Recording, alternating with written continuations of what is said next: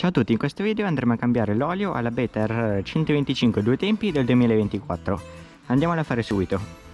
Allora, come prima cosa dovremo rimuovere il paramotore, quindi sono semplicemente due viti da 8, una e l'altra qua sotto. Andiamola a fare subito.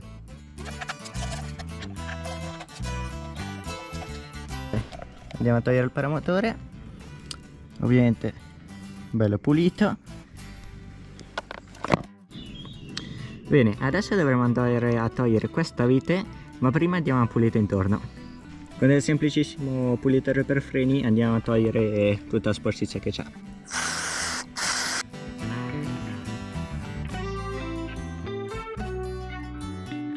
Una volta pulita la zona intorno alla vite, andremo prima a rimuovere il tappo di carico che si trova sopra. Dalla parte del pedale del freno andremo a togliere questo tappo che si trova qua sopra, che non si può sbagliare perché c'è scritto oil.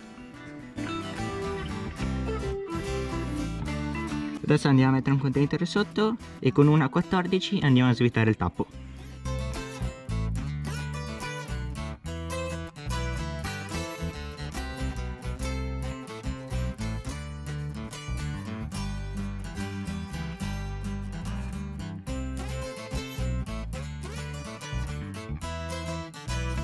Bene, intanto che l'olio scola, controllate sempre la vite magnetica. In questo caso ha su un po' troppo metallo, ma considerando che è il primo cambio olio va abbastanza bene.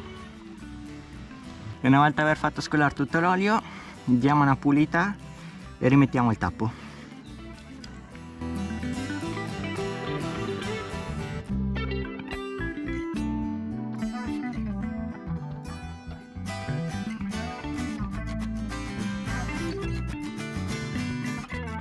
Adesso andiamo a rimettere l'olio dal tappo sopra. Ora dovremo mettere la quantità di olio che dice a casa madre. In questo caso sono 690 ml per il 125.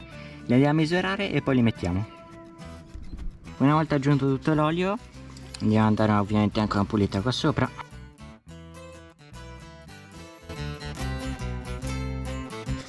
E questo va stretto soltanto a mano. Adesso, dopo che abbiamo messo 690 ml, per assicurarci di aver fatto tutto bene, dobbiamo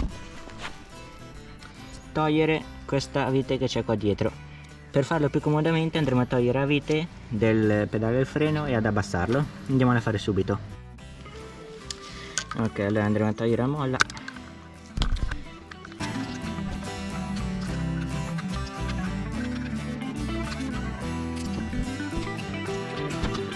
Ok, molla tolta, andremo a premere giù il pedale del freno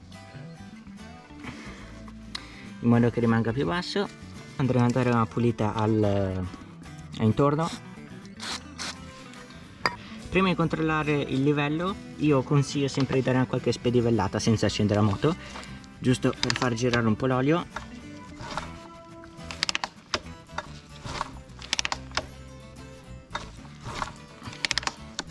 Così va benissimo.